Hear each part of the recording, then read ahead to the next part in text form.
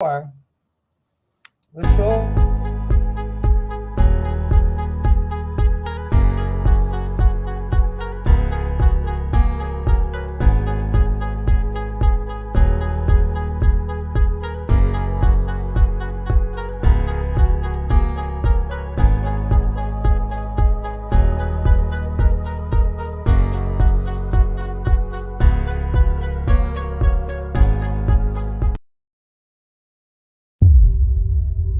The streets will never make you grow.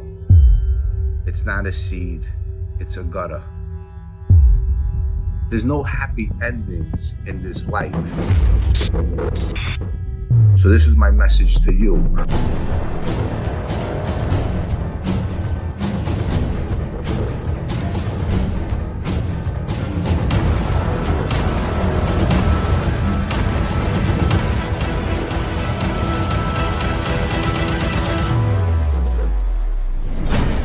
The streets will never love you back. Pow. Wow. Hey. What's up, Liz? Hey, how are you? All right, so look, for all the people out there, this is Elizabeth Graybill we have here tonight. She's the author of Unbreakable Me, I Still Rise. She's actually from Brooklyn, Coney Island. She has a hell of a story to tell about her trials and tribulations in the course of life, the ups and downs, and the comeback. And she wrote a hell of a book. You have to pick up this book, Unbreakable Me. You got to check it out. She'll even sign it for you. You could contact her. The email is in the link. And this is Elizabeth Graybill. Liz, say what's up to everybody out there. Hey, everybody. Thank you for having me, Jimmy. I really appreciate it. It's good to see you. Absolutely. You know what? We were supposed to do this a long time ago. Absolutely. Yeah, we were. Yeah. But you know what? We're always busy. It's either you're doing something, I'm doing something. So we finally linked up. We got this going today, and I'm happy you're here. I'm happy to be here. Thank you. It's a long time. I haven't seen you in ages. Yes, it's been decades. So, yeah, it's good to be here. Just to share a little bit about me. And, yeah, absolutely. But you know what? Before we start, let me just give a couple of shout outs to people in the chat. Princess Mish, how are you? Gunsmoke the Dom, what's up, baby? It's good to see you here. Mm-hmm. My boy Jay, Boston Jay. I don't know if you're in there. I don't see you, but if you are, mm-hmm. What's up, buddy? Live and Let Live, chatting with Stacks, Gaetano, Bracco, Benny Bronx, Watch Baywatch, mm-hmm. and Little Pressure Washing. And to all you guys out there, thanks for showing up. I appreciate it. Thanks for the support. And so how are you, Liz? How's everything? How's life going for you? And what's new in your life?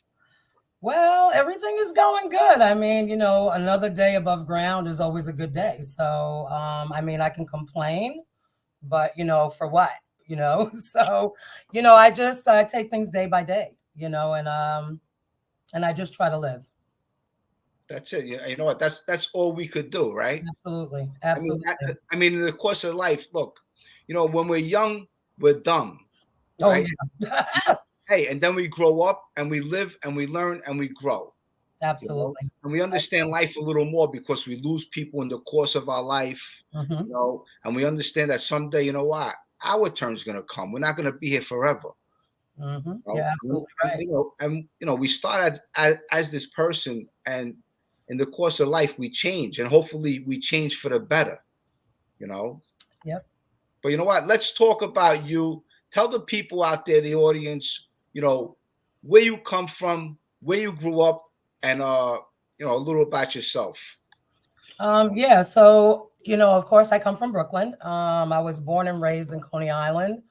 And I was born in a time, I guess, where things were a little difficult, I guess, as far as race mixing and stuff like that. So I kind of grew up in a setting that was sad, confusing for me, and very dysfunctional,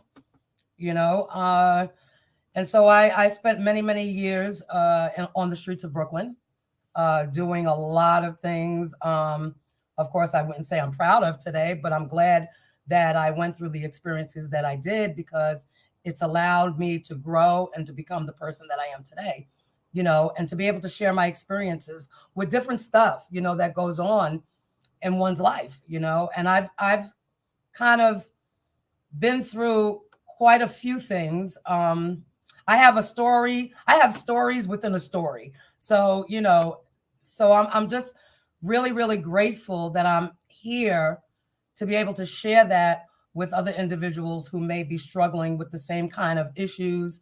And yeah, so it's a miracle that I'm still here, and I'm so grateful to be able to do this right now. And you know what? I'm happy you're still here. Yeah, me too. Because you know what? You wrote this book, Right. Unbreakable Me, I Still Rise. You know what? It's an amazing story, and you should be very proud of yourself just to write a book. Not a lot of people from the neighborhood wrote a book. So you know Yeah. what? I mean, I'm very proud of you. You Well, know, thank you. I The- appreciate it. you And I get- have other stuff, and, so I'm just, and you have a lot of things going on in your life. But I want to get to the beginning of your life of you know you growing up and the hardships of Mhm. tell the story about you. Well, I think for me, where it all started, and mind you, I didn't realize that till later on in life, but it was very difficult for me. I grew up in an all white family. My mom is white. My whole family's white. I didn't have access at the time to my father. Didn't really know who he was, and it was always a secret. Nobody ever shared that with me. So it was very closed and it was very difficult, because, growing up, I kind of knew there was something wrong, but, being a child, you can't really express the things that you're feeling, and it was very, very difficult for me to identify, with my family because, of course, I look different, you know, and I was treated somewhat different. And it was evident back then. But again, being a child, you're always trying to fit in. And I think that that's what happened with me. I wanted so much to be a part of that I was willing to allow people to treat me whatever way they wanted to treat me. And so growing up biracial was absolutely an issue. And not only was it an issue for me, but it was really an issue for part of my family, because I too have cousins that grew up in Bensonhurst, and so, my family kind of extends. And, there was always that, being unsure of who I was. And so that kind of snowballed out of effect, out of the ballpark, I should say, because I couldn't identify and I didn't feel like I belonged in that one particular place. I extended myself to other situations. And unfortunately, for me, and we were talking about this earlier, it was almost like I discovered that I didn't fit in anywhere, because I wasn't white enough and I wasn't black enough, so I was really left to be like, I was just totally fucking confused, it's like, where do you go? These guys are saying something, these guys are saying, so, I struggled for many, many years trying to become the person everybody wanted me to become, or be, or, and that goes with changing the way I look, changing my hair, like I did whatever I felt I needed to do to fit in, whenever it was necessary. So, growing up like that, it was very, very confusing. Um, it caused me to have a lot of conflict within myself, you know, um, and, there was a point in my life where self hatred became very evident to me, right? I didn't like me, I didn't want to be in the skin that I'm in, right? I wanted to be somebody else. I didn't, I wanted to look like my family. I wanted to, I wanted them to embrace me the way I seen them embracing strangers, So it was very, very, very difficult. Very difficult. And now you said you didn't feel like you fitted in with the whites and you didn't fit in with the black people. Yeah. Now, because as you see, you're light colored, Hmm. you know, and so how did that work out? Well, unfortunately, it didn't work out too well for me. Um, and it left me feeling very, very lonely, very displaced. I just didn't know where to go. I didn't have the support that I needed to guide me and to help me through those difficult times, because everybody was doing whatever, they wanted to do. Everybody was living life.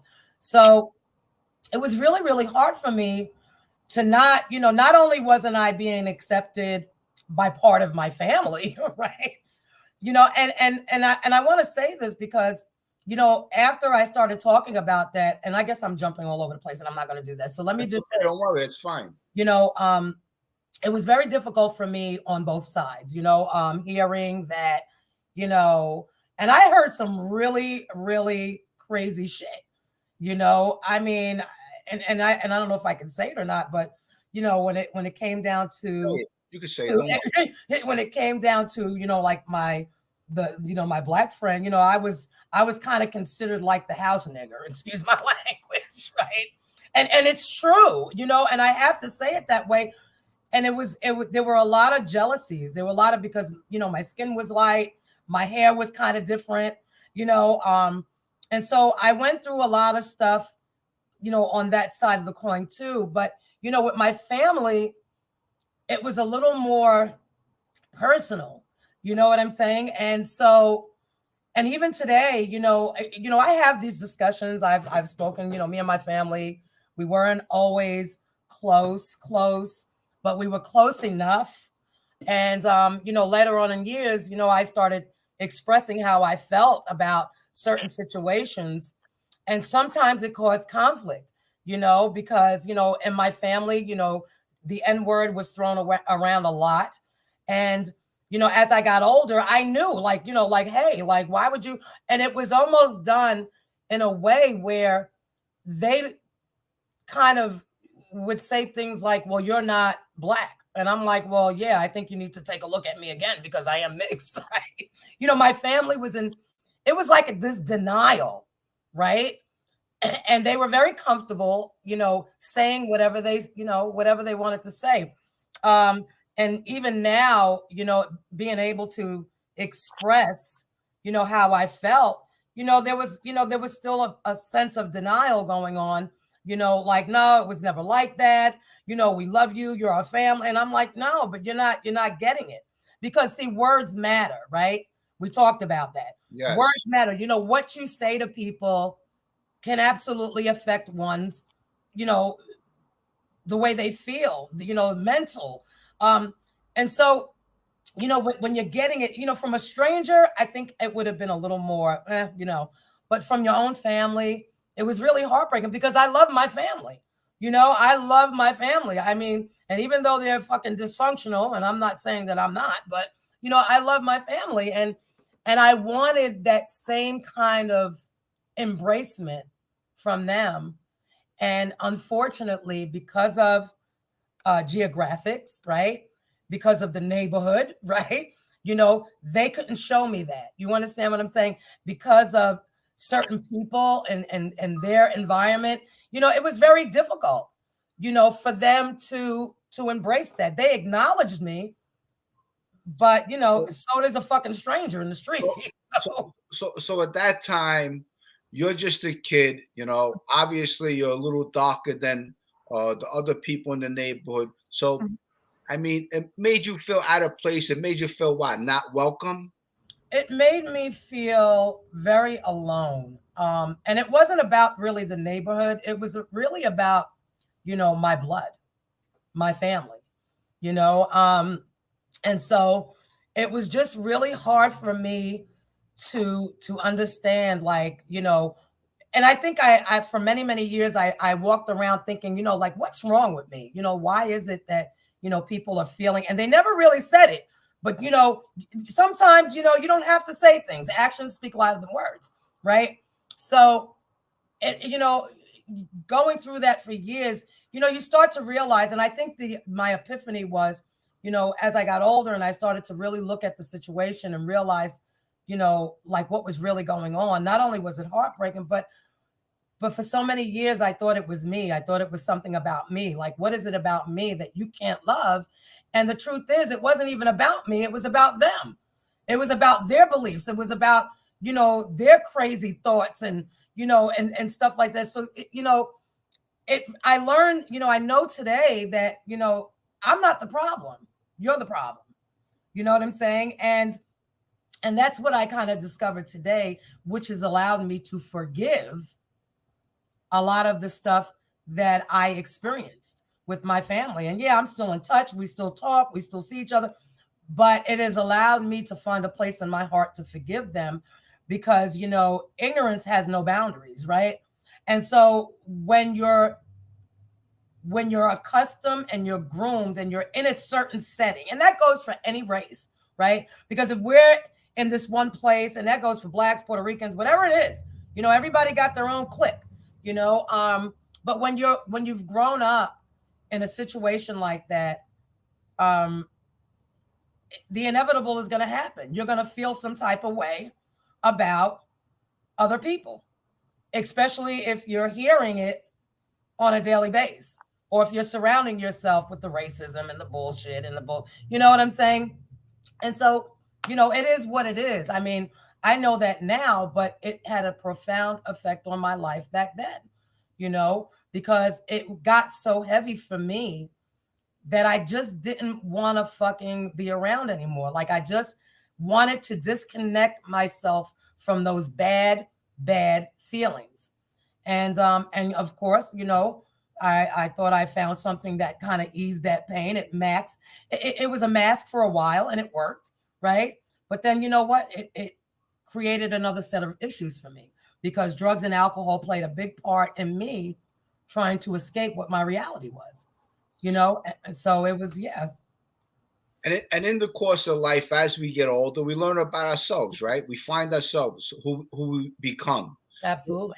So you're in Brooklyn. So when was it? At what age did you start experimenting with drugs? Am I going too far? No, you're not. I had to be like 13 years old, when I started, experimenting.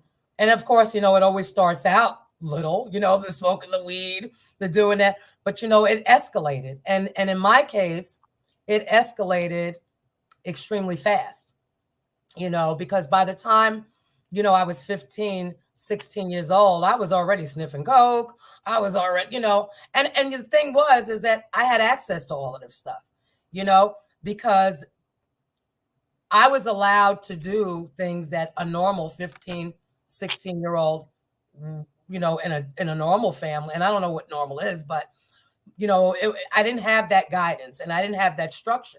So I was left up to my own devices to do whatever it was to do, whatever, I mean, I wasn't coming home, it was just crazy. And it's not like I was raised by my grandmother, God rest her soul.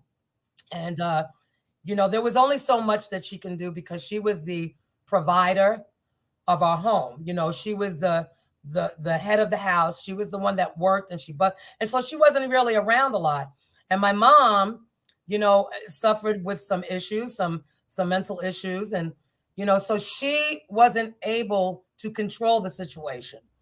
And so when, grandma left, I was off to the races. So it started very, very young. And by the time I got into my 20s, I was a full-blown addict. I was a full-blown addict. I was, smoking, sniffing, you name it, and I considered myself back then, I was like a garbage can, like, because the pain, and I think that's what it was, because I didn't want to feel, so whatever it was that whatever would take that away, it was fair game. Now, you say you feel like a garbage pill. And the thing is, now, I did drugs back in the day. I did a little cocaine here and there, and I was no angel. I started young, maybe 15 years old. Maybe I snorted a line with the older guys, Hmm. uh, Scotty Fapp, George Conti, Frankie Mariconda, these guys. Hmm. Now, but every time I did, I had some kind of guilt where I Hmm. always felt like I wasn't doing the right thing. You Absolutely. know, I mean, that's the reason why I never got addicted to drugs. Hmm. But I fooled around with cocaine, a lot of cocaine here and there back in my day. You know how the 80s were. The Oh yeah, 80s were crazy and you could get it easily. You know, absolutely. you were friendly with the dealers, you were friendly with everyone in the neighborhood who had it, you know. So Hmm. what made you, how did you feel when you were doing drugs? I mean, for me, and of course, in the beginning, whenever and I will say, anybody that's experienced drugs or tried them, in the beginning when you're doing it, it's fun, right? You're hanging out with friends, maybe on the weekend we're doing this. Nobody ever plans to be an addict or like that's the end goal here, you know. But I think for me, it was a way for me not to deal with the shit that I was dealing with all my life. It was a way for me to create another place, a fantasy place where everything was fine, everything was good. I had this great family, I wasn't dysfunctional, so I created this place for myself and I got very, very comfortable in that place, and anytime I stepped out of that fantasy, you know, I couldn't deal with what the reality was, so the more I engaged in it, the less contact that I had with reality, right?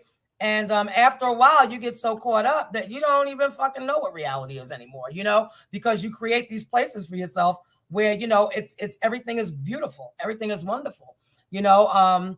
And every now and again, you get this little peak of reality, and you're like, hell no, I don't want to deal with that shit right now, not right now, I'll deal with it another time. Yeah, So no, absolutely.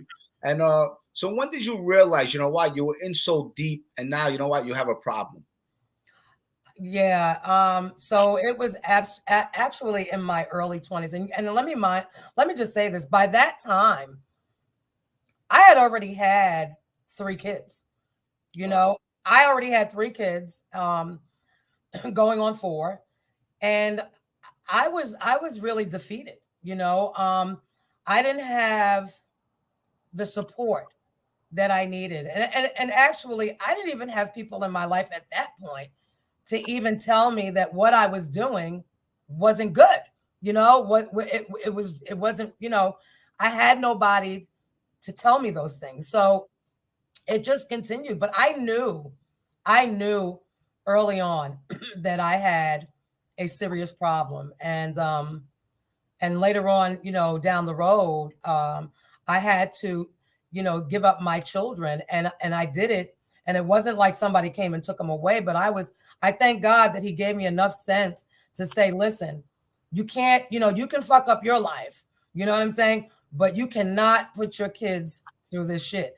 And so it kind of gave me the courage to reach out and to get my mother-in-law at the time, you know, to let her know like what was really going on, and just, like I just needed her to keep my kids safe, because I knew at that point I could not do it. I knew that I was not capable of doing it. And I had done it for some years, but my addiction escalated so quick that it got to the point where I was like, you know what? I know this is gonna end bad, you know, and if it ends bad for me, okay, but I could not live with myself if anything had happened to my children. So, some hard decisions I had to make, um, and honestly, it caused a lot of conflict even years later with my daughters, because it was like, you gave us up, you gave us up. And I'll say this now, and I said it before, if I had to do it all over again, I would do the same thing, because it wasn't about, I didn't look at it as giving my kids up. I looked at it as protecting my children, keeping them safe, because I wasn't capable of doing that. So So a lot of stuff came with that, you know. I mean, a lot of stuff came behind all of that, you know. And the drug situation, it was easy for me. You know, I was going out of the country. I was bringing drugs in the country. I mean, there's a lot of things that I did back then. I knew a lot of people, you know, in places that, you know, people would be like, you know, what, you know, and I can't sometimes believe it myself. You know, when I look back, I'm like, holy shit, I did that shit.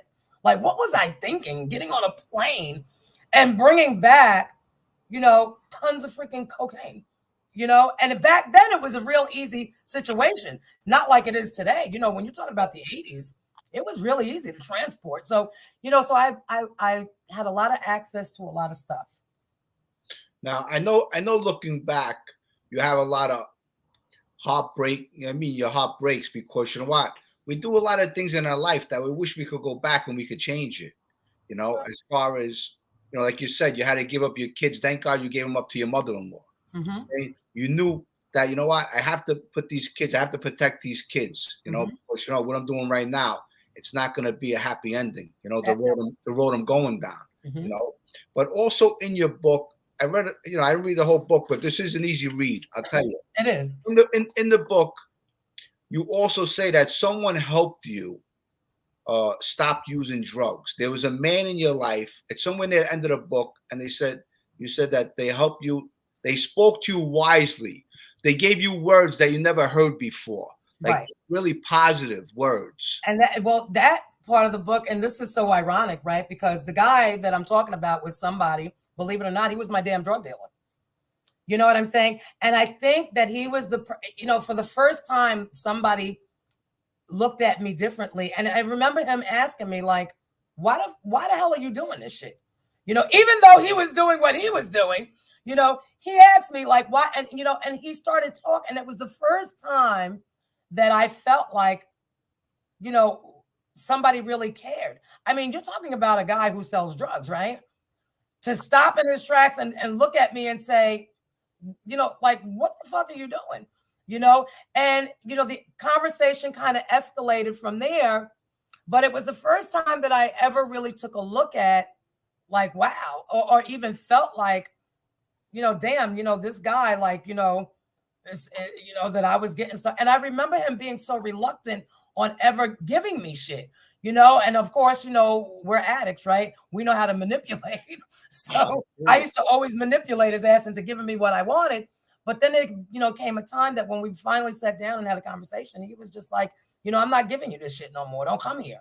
You know what I'm saying? Like, no, you know, but it was really the first time that someone took an interest in my life. And under the strangest fucking circumstances, right?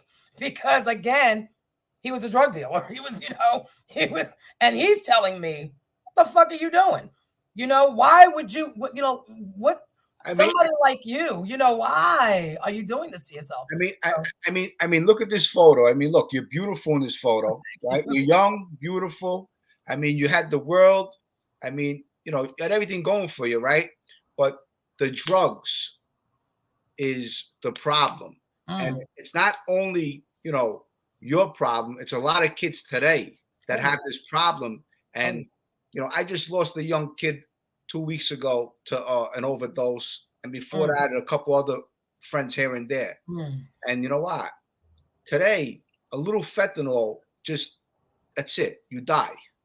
Yep. You know, there's no coming back from it.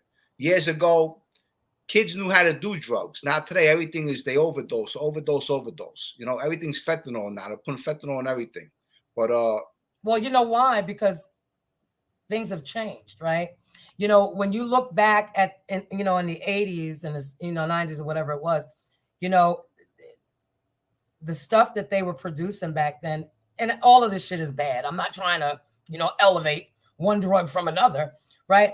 But it was different back then. You know, today, and I thank God I'm in recovery, right? Because I said to myself, Jesus, I'm glad I'm not out there using drugs today because I'd probably be dead. With all the shit, you know, all the new shit they got coming out here. You know, back then, I never even heard of fentanyl. I didn't know what the fuck, you know, that was like, nobody ever knew about that. Like, what was that? You know, so there's some stuff, meth. Like, I didn't know about meth. You know what I'm saying? Like, so there's a lot of new things that are out here today. And unfortunately, you know, I think that, the mental health situation has gotten, to be more prevalent now with all the shit that's going on in the world. So people are going through it.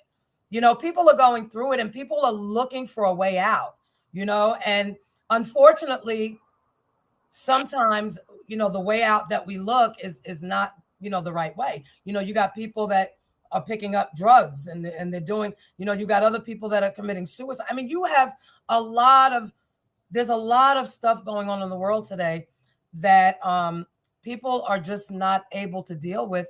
And unfortunately, here's another thing. You got people that are too afraid to admit that maybe something is wrong with them. You know what I'm saying? Because everybody wants to be the strong person. There ain't nothing fucking wrong with me. I don't need no doctor. I don't need to talk to no psychiatrist. I'm good. But you're really not good, right? And that's the thing, at the end of the day, we're not a robot. I mean, we have feelings. You know what? Sometimes we all break down. Absolutely. And we need somebody to talk to, Absolutely. But it's so right what you say about the mental health, because all over New York City, I tell you, everybody is a mental patient.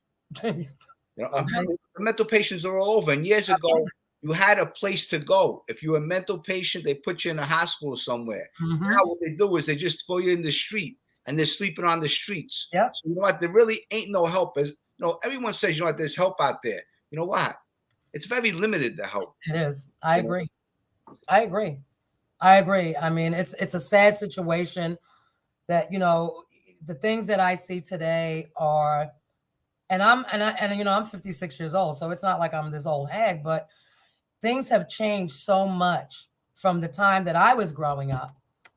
I mean, we see it, it's just like, what the hell happened? And unfortunately, you're right, there isn't enough outlets.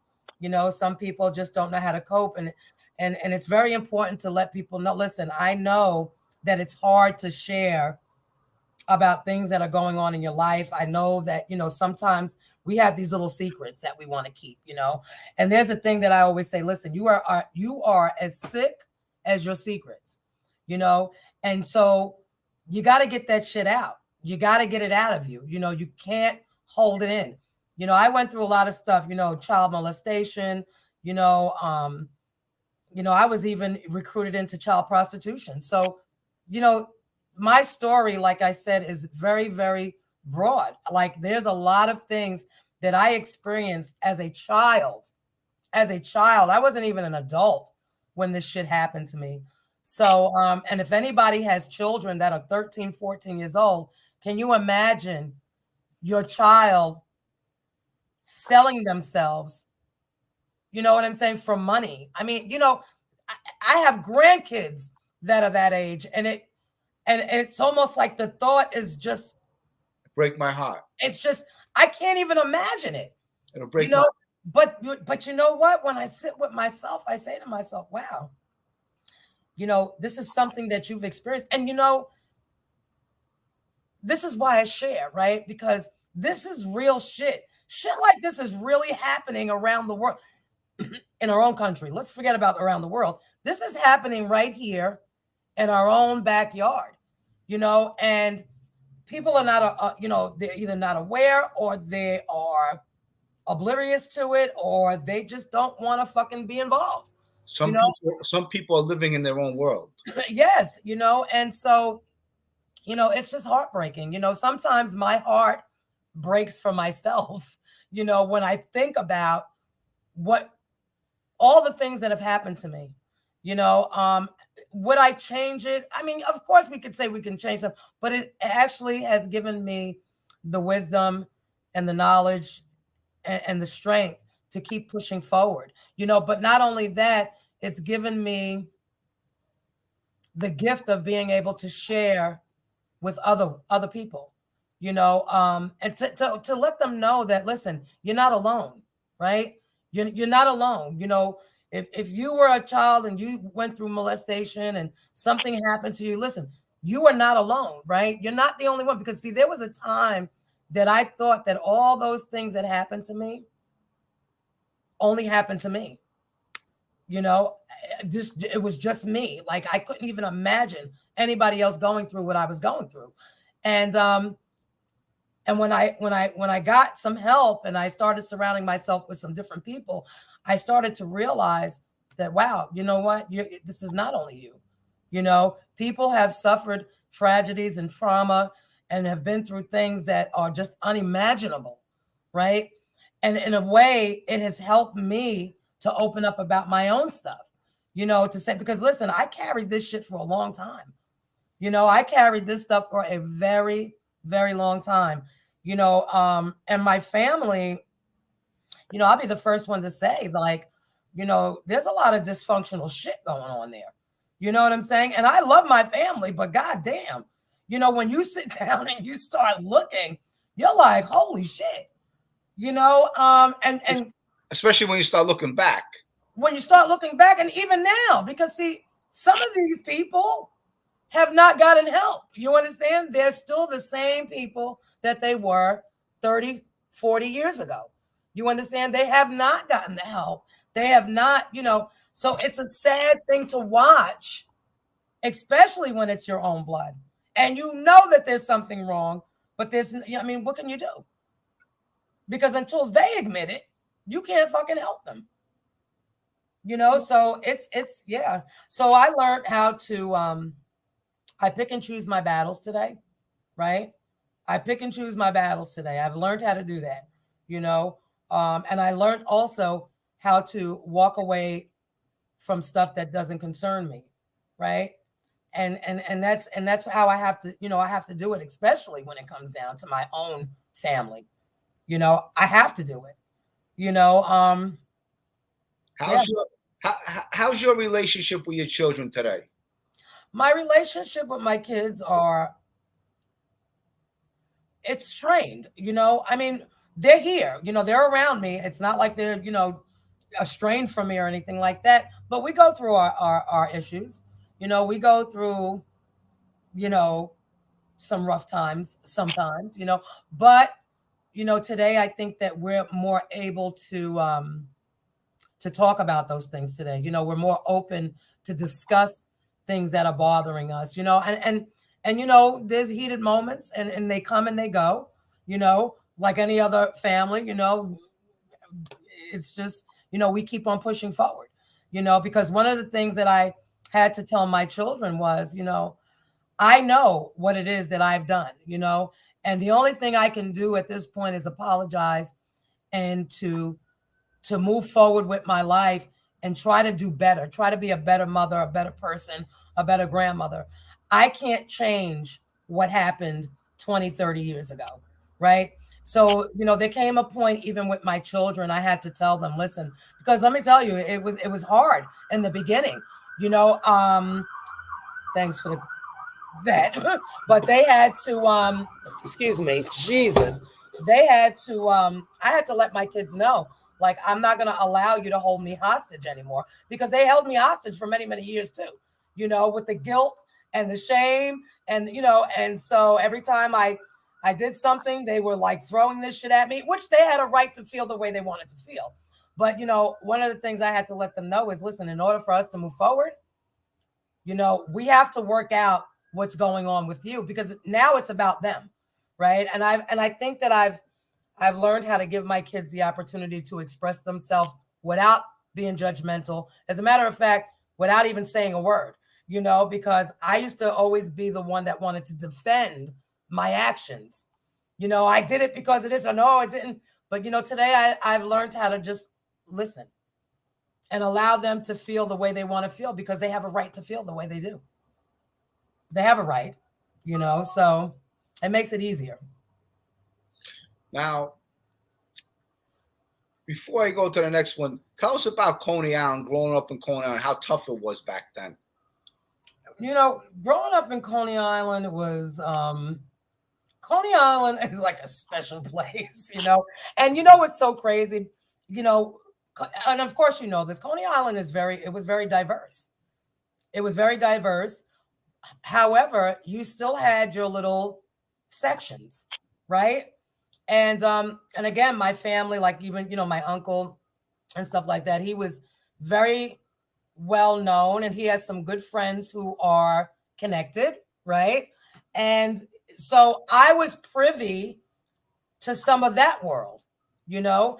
And so it was just, it was a difficult time back then because, people were doing what they were doing. I mean, it was just crazy. I don't know. I just, half of the time, I think I was so fucked up with, high. I don't even fucking remember half of the time or what I did there. But growing up as a child was very difficult for me. I can tell you that. And again, the identity crisis thing that I went through back then, because we did have little sections. We had the blacks here, the whites here, the Puerto Ricans, blah, blah, blah, blah, blah. And then it's like you got all these different, ethnicities, and you don't know where the hell you fit in, So you're running, you're like a fucking ping pong ball. You're like, you're going here, you want to get, you're back and forth, trying to fit in somewhere, trying. So that's what it kind of was like for me, growing up out there. Yeah. And well, I'll tell you, what? This photo of you. Wow, somebody just said back in the day, I tell you, what? Very beautiful. You must have had a lot of guys coming at you. Hey, Jimmy, that's a recent photo. I took that photo last year. Really? Did you? Yes. I'll tell you. Yes. Your hair curly looks beautiful. Yeah, that's the natural. And that's, look, and I had the problem with that, right? So, but yeah. So, and it's funny, I'm looking at your thing, and they just mentioned somebody's name, and he happened to be very close with my uncle. No, I put that up there. I know you know this guy. Yeah, I do. I put that up there because I know at one time you knew who this guy is. Oh, well, I still know who he is. Yeah, I know you do. And it's crazy because my family knew him before he became who he is. And so he was very, very close, him and my uncle, and which is my mom's brother, they were very, very close. And I think that was a part of my uncle's conflict as well, because me and my uncle were not close at all. He did not associate with me, because of his association, right? Which was, Barry and, and as I got older, I sort of had like a vendetta with my uncle, because I kind of felt like, these are all the people that you shunned me off for. Well, I'll show you, right? So I got that in me, and I became very friendly. Like, they know me. I know Barry, I know Harvo, I know all of them, and I used to go to the social club. I used to go there, and I think that, my intentions became a little more sinister, but also, in the back of my head, I think that a part of me wanted to show my uncle, just how loyal people were, right? They weren't too loyal. They weren't too loyal. Well, no, because, and I have to say this, while, everybody was talking the N-word, behind closed doors, you're integrating is what I want to say. So you've seen a lot of that. And I'm sorry. And I know that on a personal level, right? Yeah. So, but yeah, I know them. And guess what? I respect them. I respect them because I grew up around them. I don't have anything bad to say about them. And I consider them more like my family too, because I grew up around this whole environment, and so it's so strange for me, even when I tell people about, certain things, they're like, what, no way. And I'm like, yeah, when I was so messed up with the drugs and my grandmother was still alive, I'll never forget, she sent Barry after me, and he came and swiped me up on Stillwell Avenue and fucking gave me the 3rd degree, took me to Sheepshead Bay to get something to eat. And I thought, oh my God, I'm in fucking trouble. But I worried my grandmother so much, and he had so much respect for her that he actually swiped me up and was like, you better fucking stop your shit, So, so that's the kind of connection there was going on with that, And yeah, my grandmother went to Barry for a lot of stuff. She filled him in on a lot of stuff. And, a couple of times I was told that I was going to get my ass kicked if I didn't do the right thing, but again, there's so many elements, like I said, to this situation. It's just unbelievable. Unbelievable. Like, that's all I can say. It's unbelievable. Now, I was speaking with you earlier about, now you tell me you're getting into acting. Yeah. So yeah, Tell me a little bit about that. well, I'm kind of dabbling in that right now. So I went for an audition like about a month ago for a movie that's coming up. It's being filmed in Atlanta. So I did get a small part in it. I was happy about that. I didn't get the role I was auditioning for because actually it was a man's role. It was a detective role, but there was a physical scene in it. So they didn't think it was a good idea. And so I've been dabbling with that too. I just got another call, email the other day that Sunday I'm going into Atlanta because I have a little job there as well.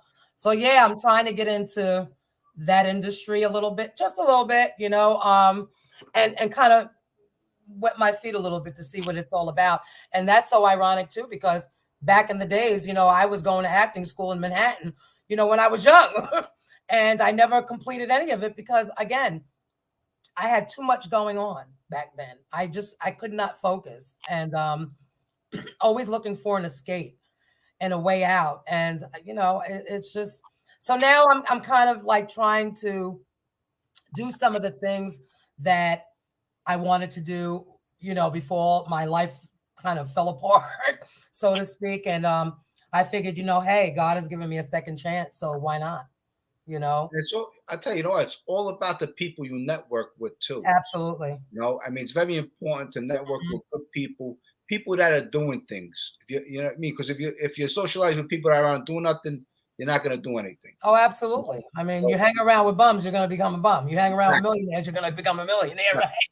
So yeah, you have to. I mean, and yeah, I mean, and again, right now I have a few things that I'm doing. I talked to you about it. I don't want to kind of elaborate too much, but I do have a nonprofit that I'm trying to get off the ground. I also have. Let's talk about the nonprofit, because I have a friend in Atlanta that's a school teacher, and every so often we raise money for the kids to go Mhm. on school trips and to like have some fun for the day. Excuse me. Mhm. Because as you know, these kids, uh, Good. a lot of kids or parents, they don't have much. Everyone's struggling out there today. Right. So tell me about this nonprofit organization that you have. Well, I started a nonprofit. It's called Juvenile Distress Relief Program.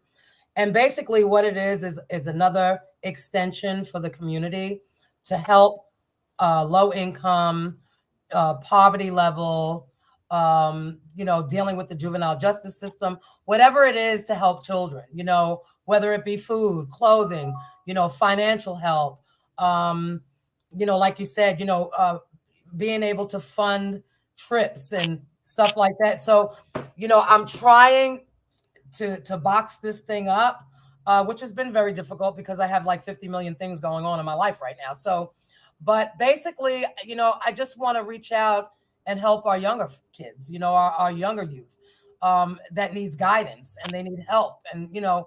And so if I'm able to do that, why not? I mean, I've been there, done that, so I know how it is when, you're going to school and you're looking at your friends and they have new stuff on and and you're wearing the same stuff from last year. I know how that affects kids, little stuff like that Of we course. don't always think about, but it does affect children, and so anything that I can do for a child, I'm there. I am just there, Me too. I'm and with you. I'm with you. yeah, And and I don't get, and my thing is I don't care either. This is and I didn't mean to cut you off, but no, that's good. all children, this is not one race, one thing. No, this is all children because poverty has no face and no color, right? It doesn't, because you see it in every ethnicity. You see, it's out there. People are struggling. So yeah, all children. So yeah, I want to help you with this nonprofit organization, and I want to be involved in it. Anything to do with kids, I want to help and I want to be there. And Absolutely. if anyone out there that can help us with this nonprofit organization, her email is ourvoicematters001@gmail.com. Mhm. Okay, so you can reach out to Elizabeth and you could get together with her and maybe we could put something together. Listen, Absolutely. you always need people behind you. I mean, with some money, because money is like fuel. It gets you to where you gotta go. And it Absolutely. helps others along the way. You know, Absolutely. and if you could cut yourself a little paycheck in the course of that, that's fine too. You know why? Because you're helping other people and you're making something happen. It's very important.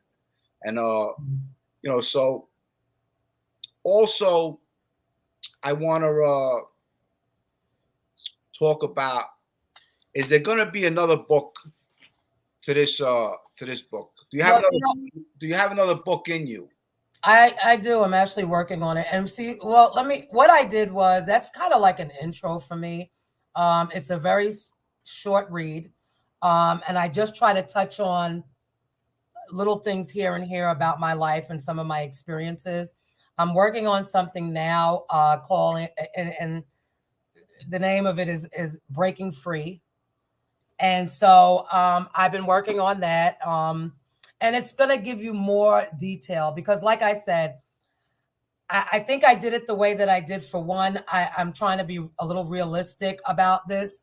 Um, I didn't want to write an encyclopedia because people's attention span right now in this day and age is so like short, right? So I figured if I can do it in volumes, that I would do it that way. So I'm working on something now, and what I'm going to try to focus on is each situation that I went through in more detail.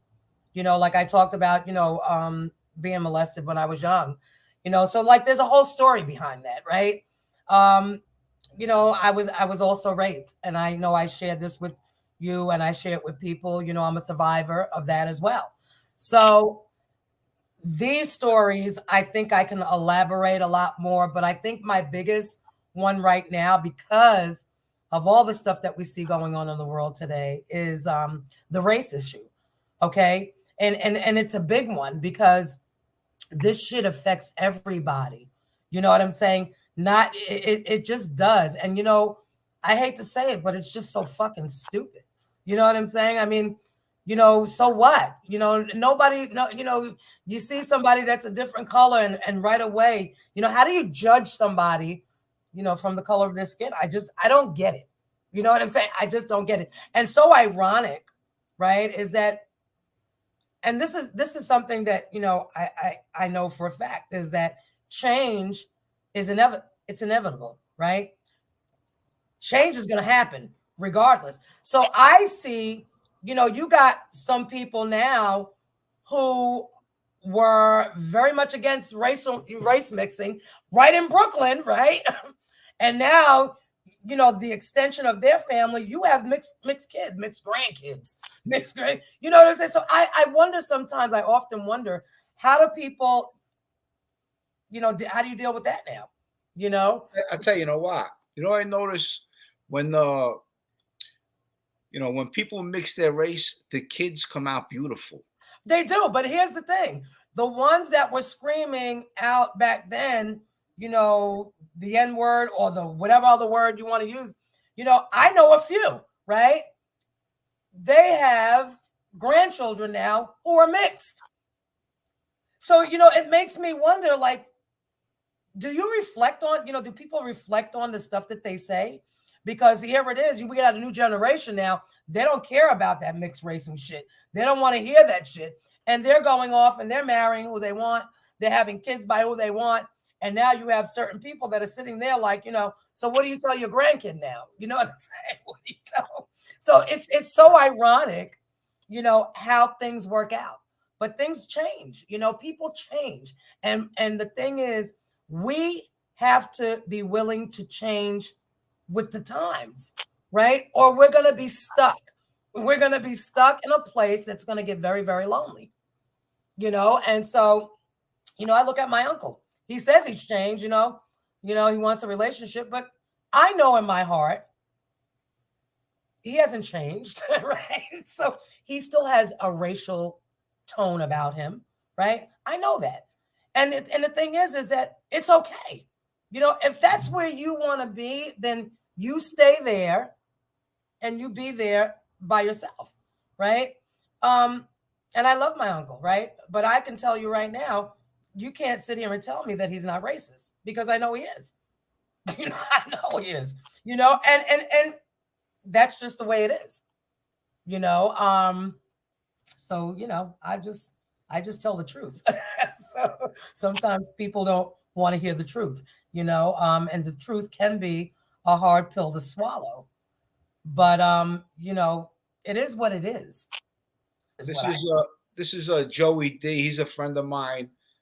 Inspiring story. Elizabeth is a very intelligent and strong woman. God bless her. bless you. Thank you.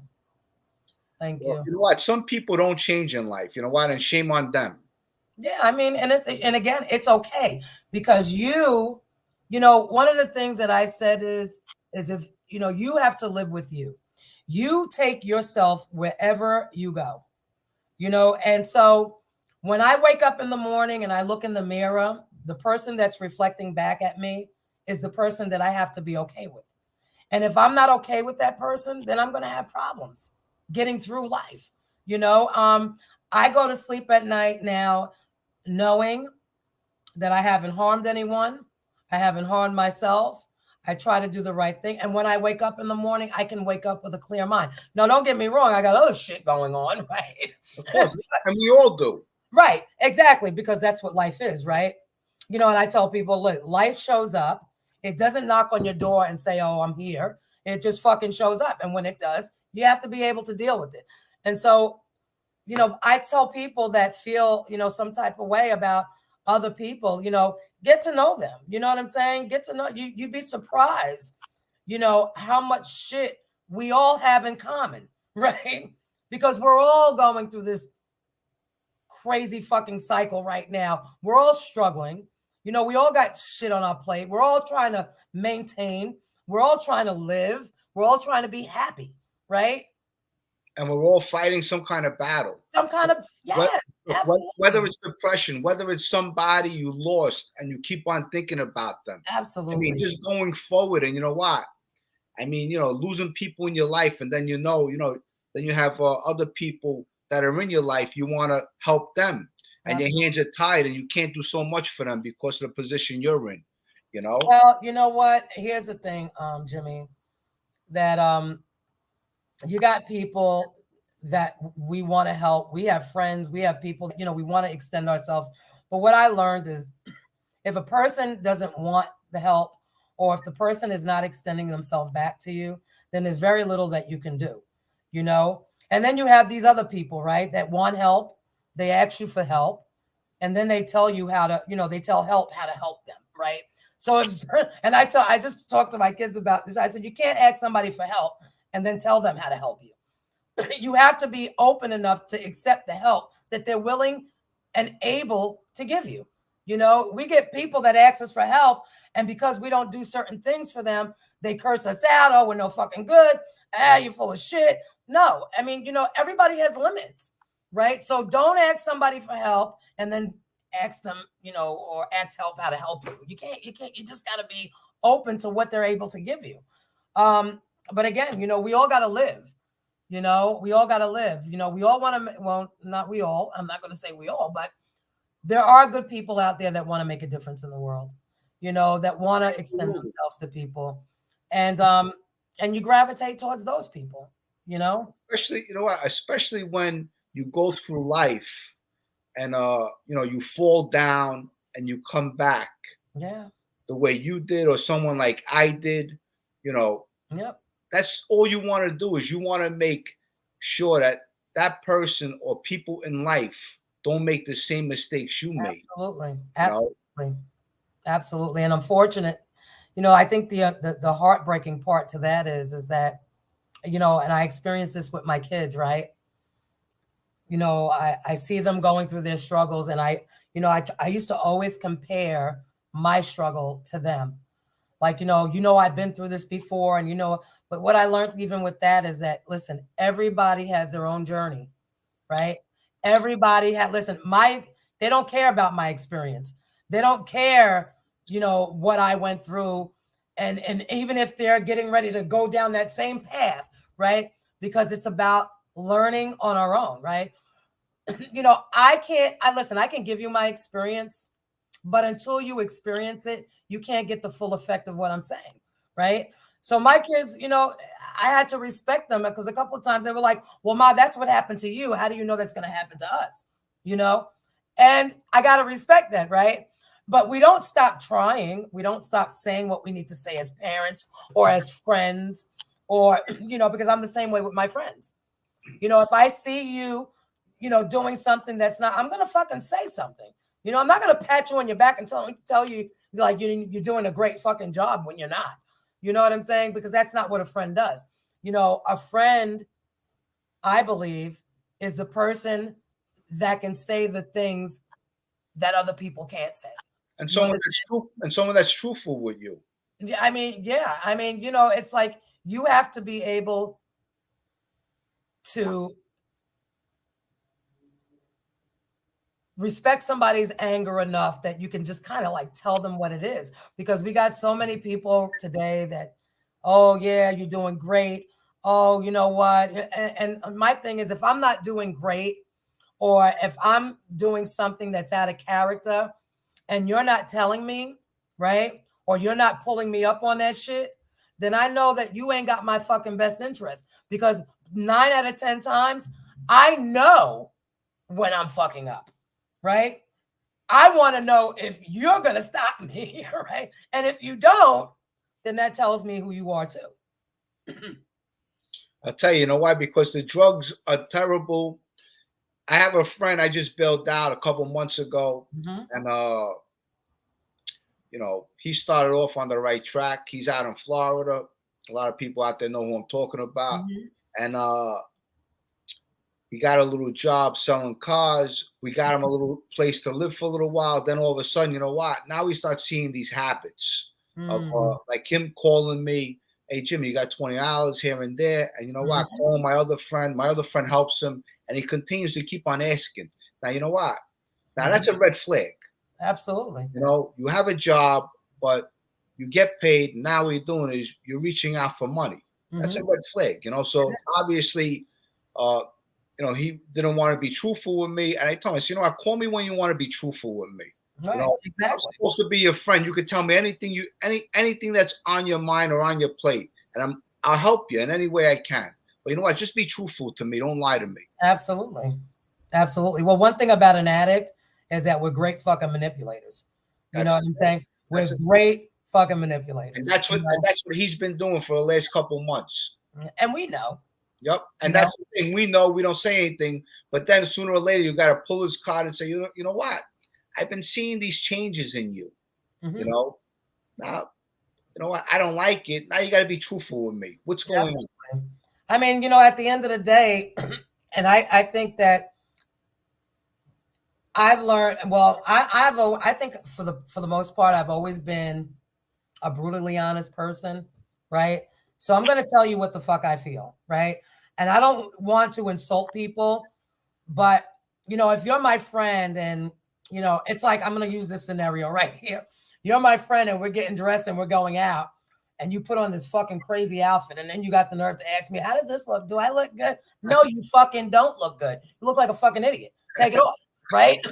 But you got other people that are, no, you look beautiful. Just there. And I'm like, I'm not that friend, right? I'm not that friend that's going to be like, oh, no, you look great. No, fuck that. Take that off because you look like an idiot, right? Put something else. So we have, that's the kind of person I am. And that's in any scenario. I always tell people, if you don't want to know the truth, don't ask me the fucking question. Okay? Don't ask me. You know what? But I see that in you, because every time I talk to you, you're always like that. You're very outgoing and you're forward, and you say anything that's on your mind. I mean, I do, and I try to do it in a respectable way, because sometimes people don't know how to take me. I had somebody come up to me once and say, you're real unapproachable. And I'm like, I don't know what the fuck that means. I don't know. They were like, I didn't want to come up and say anything because I felt like you were going to chew my head off. And I'm like, no. See, I'm very open for stuff. Just don't bullshit me. You know what I'm saying? Because I call bullshit out for what it is. You know, if it's bullshit, it's bullshit. You know, so but you know, you get people that are just not, and I think that's a gift. I love that gift. I love the gift of being able to call bullshit bullshit when it's bullshit. You know, I tell you, but you know, you also have a good gift with the mouth. yeah, No, you are. You're that's a from good, Brooklyn. yeah, you're a good talker. That's from fucking Brooklyn. You're a good talker. That's from Brooklyn. But you know, I'm in here it is, I'm in Georgia. And I had this thing like when I first got here, you know, they were like, oh, you know, you're real fast. You're like one of those, what do they call us again? Yankees. So they were like, oh, you New Yorkers, you move real quick. And I'm like, no, you motherfuckers from the South are really slow. That's what it is. You know? So, you know, it's just, but I try to, I think that for me, the biggest thing for me right now is just honesty, right? It's just, it's being honest with the next individual. You know what I'm saying? Just being honest and open, you know, and I think that like that takes you a long way, you know, being honest with somebody, you know, being truthful about stuff because we have people that want to boast and brag about shit that ain't even happening. You know, it's almost like be fucking truthful. Like, you know, what's going on with you? And so we live in a society, right, where we have social media, we have all this shit, you know, and we get caught up in that little bubble, you know, and we start creating shit in our own heads that ain't even fucking there, you know. And so it's like it's all good though. I mean, you know, but the biggest thing I can say is listen, before anybody or anything, right? Be truthful to God and be truthful to yourself. Because that's the two things that are the most important. Amen. You understand what I'm saying? That's for sure. Yeah, for sure. You know, so and today, you know what? Years ago, it was so different because you know, as you know, look, I was never home. When I was a kid, I was never home. Yeah, me either. You know, we were always on the street. Not today. The kids are in the house a lot, but you know, back in the day, growing up, I had real friends growing up. I mean, you made real friends. Now today, you don't get that opportunity to make real friends anymore. You know, you know why? Because of this. Because we're too busy looking at our phones all fucking day. So, and a lot of people judge you by what you have. Oh yeah. You know, so if you don't have nothing to bring to the table, they judge you by that. They don't want nothing to do with you. Absolutely. They don't even want to get to know you. You know what? You're absolutely right. Well, I find that, you know, ironic because, you know, you have people and I don't know where I'm going with this, but you got people that you know, I love your show because you talk about the life and, you know, all this gangster stuff, which is, you know, and I'm by the way, I'm fascinated by that shit. You know, I've always been, you know, and I've always loved, you know, the mob life. Like I've always loved it. But you know, when I look back and like you said, people are envious, you know, people, if you don't have what they have, a lot of people may have things, but then, you know, look at how they got it, right? You know, because, you know, we got to talk, you know, when you're dishonest, you're fucking dishonest, right? So maybe you live in a mansion, right? But how many fucking people did you kill to get there, right? You understand what I'm saying? You may have, you know, you may have all these businesses, but let's look at the track record here. You know what I'm saying? You didn't work for a Fortune 500 fucking company, right? You took people's shit. So it's like, you know, you have to, and I look at that today, like we glamorize the most crazy shit. You understand? People glamorize the most crazy shit. Yep, it's true. You know, and it's like, really? You're okay, like what? You know, although I'm fascinated by this shit. Right? No, you know what? I tell you, it's the but truth. It's like we glamorize this shit. Yep, like, that's what people do. They glamorize it, they glorify it. And you know, if you have a mad killer in the street, so what they do is they like the guy who is the killer, you know what I mean? But they don't like the hardworking guy that's opening up the store and you know, making legitimate money. Exactly. And you're right. You know, no disrespect, but you know, you have all these things like these reality shows and all these things, right? And the mob this, the mob that. But you know, you look at the fucking history and you're like, okay, like has anybody fucking worked? Like, has anybody have a legit, like, how did you get to the status of where you're at, because that's what I'm curious about. You know what I'm saying? So we glamorize, and I'm not knocking anybody because, like I said, I enjoy watching, you know, but I also have a brain and I also think about things like that. And that goes on both sides. It's not only them, you know, you got the drug dealer in the street, right? That got all this money and they're living in mansions, driving nice cars, but you're a fucking drug dealer. You're killing people. You know what I'm saying? You're destroying lives. You know what I'm saying? And then you're glamorizing this shit like, you know, hey, no, you know. So this is what it is. I mean, you know, and I'm the fucking idiot that I'll watch all day long because I love the fucking drama. Right? This guy Tato, he says the fascination is with sixth grade educations beat the system in some sort. Absolutely. Absolutely. No, you got and it's crazy because whoever that is just said it. You know, they're living in fucking $1 million mansions. Their kids got fucking mansions. Their grandkids got, man. And nobody has a job. Nobody put in the sweat. And you know, it's like, get the fuck out of here with that bullshit. You know, so I mean, but again, it's nice entertainment. It is nice entertainment because look, you know what? The same thing with you. You know what? Look, people are fascinated with your life. You see how you wrote a book. You see where you come from, the background. And then you know what? There was a time in your life where you said, you know what? I have enough. I don't want to do this no more. Okay. The same thing with me with my life. And you know what? Now you got to walk a straight line and you got to set example. You know, and that's the hardest part.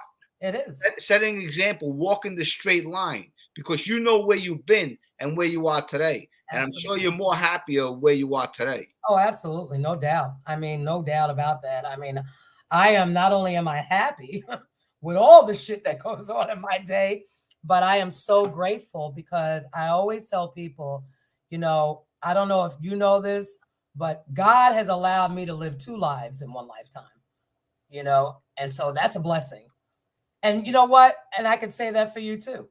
You know, God has allowed you to also live 2 lives in one lifetime. And, you know, how good is that? It don't get any better than that. Now, you know what? I also remember back in the day, I didn't run across you too much. You hung out with, you know, some family members, some friends I know. But, I heard you had a good knuckle game. Well, you know what? I mean, I fought. I got my ass kicked too. So I mean, fuck. So you know, I'm not gonna sit here and brag and say, oh, I fucking, you know, because we win some, you know, where we come from, back then it was like, hey, you win some, you fucking lose some, right? But you won't disrespect me or put your fucking hands on me. And you know what? That's how it was. If someone came out of their mouth, regardless of anything, I got my ass whipped plenty of goddamn time, but I fought, right? But win or lose, you got respect. Yeah, I mean, and that's what it is. And you know what? And I still go by that motto today. You know what I'm saying? I don't give a shit who you are. You understand? Don't invade my fucking space, you know, and be respectful, you know, and that's it. Like, you know, and you know, but I always say, you know, once you put your hands on me, it's fucking over because I'm gonna lose my fucking mind. And wherever we wind up, we wind up.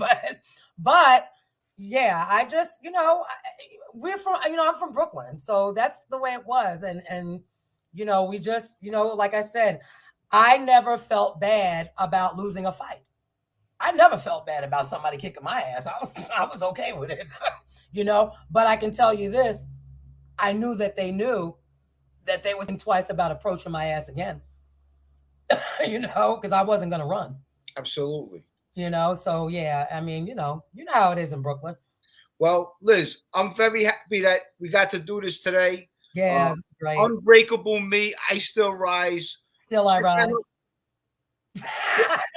Still I Rise. Unbreakable Me, Still I Rise. Check out her book. You can order it on Amazon or you can order it through her email, ourvoicematters001@gmail.com.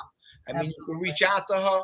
She'll send you a book, a signed autographed copy. I'm sure it might cost a little more, but you know what? It's worth it. This book is amazing. She has an amazing story. You have to read it. And I appreciate you coming on today. Thank you so much for having me. I Yeah. enjoyed it. I Hey, do. hopefully we can do this again in the future. Oh yeah, for sure. And keep on writing. Get that other book. And I'm just trying to drop my first book. Look, I was gonna say, when is your book coming out, I Jimmy? know. And you've been asking me that. You've been asking me that for a while. And you know Yeah, what? get it done. I gotta get it. Listen, I gotta drop it soon. Yes. And everyone out there wants it too. So that's right. Get it done. and it's one of my goals that I'm gonna make happen, and it is happening, and it's just a matter of time. Very good. Very good. That's good to hear. Well, Liz, thank you so much. Thank you. I love you. And I'll see you soon, okay? Absolutely. You have a good night, Jimmy. I'll see you soon. Thank you. Bye. Bye. That was Liz. She's great. And I enjoyed that interview with her. She wrote that book, Unbreakable Me, Still I Rise. Check it out. I'm telling you, it's a great read. You will really enjoy it. And guys, thank you for coming in today, supporting me.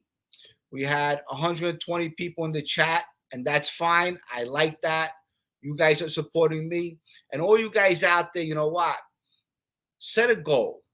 Set a goal to do something with your life, whether it's something you like to do, you write, whether it's you want to spend time with somebody, just doing the right thing, helping other people. It's very important, because in this world today, a lot of people don't care about people, and we all have something to offer to each other.